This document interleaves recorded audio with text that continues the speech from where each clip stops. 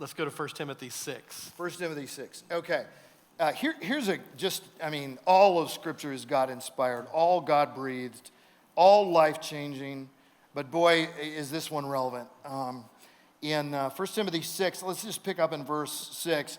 Godliness with contentment is great gain. This says, we brought nothing into the world and we can take nothing out of it.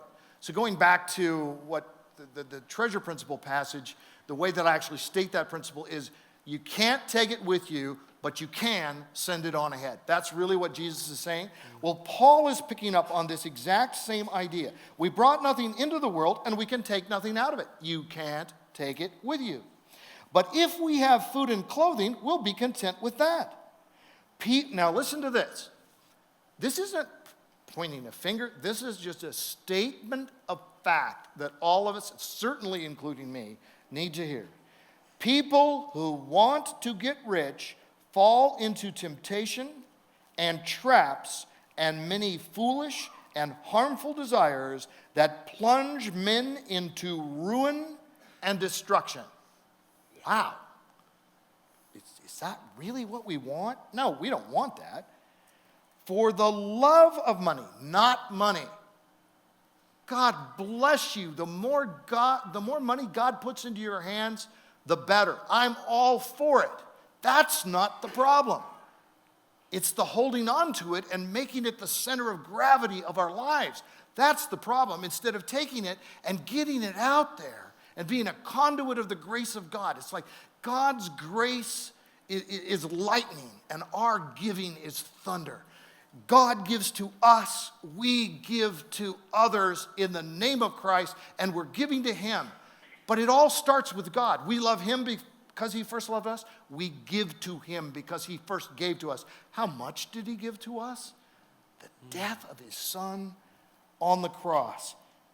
And then He goes on to say, with all the stuff about not loving money, the love of money is the root of all kinds of evil. Some people eager for money have wandered from the faith and pierced themselves with many griefs. And then skipping forward to verse 17. Now, command those who are rich in this present world not to be arrogant.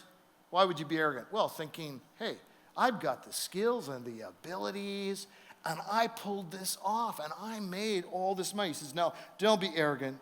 Don't put your hope in wealth, which is so uncertain, but you should put your hope in God. And now listen to this, and this is so great to me. I'm so glad he said this.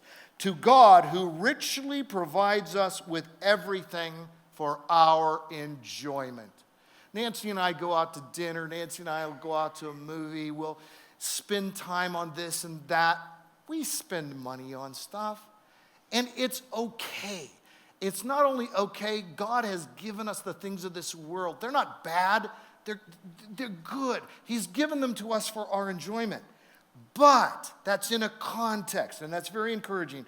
Now, command those who are rich to do good, and to be rich in good deeds, and to be generous and willing to share. And listen to this. In this way, they will lay up treasure for themselves as a firm foundation for the coming age. And when he says those words, there's no question in my mind. He's thinking of the words of Jesus. They will lay up treasures for themselves as a firm foundation for the coming age, because that's where we're going to live forever. This life is just a dot.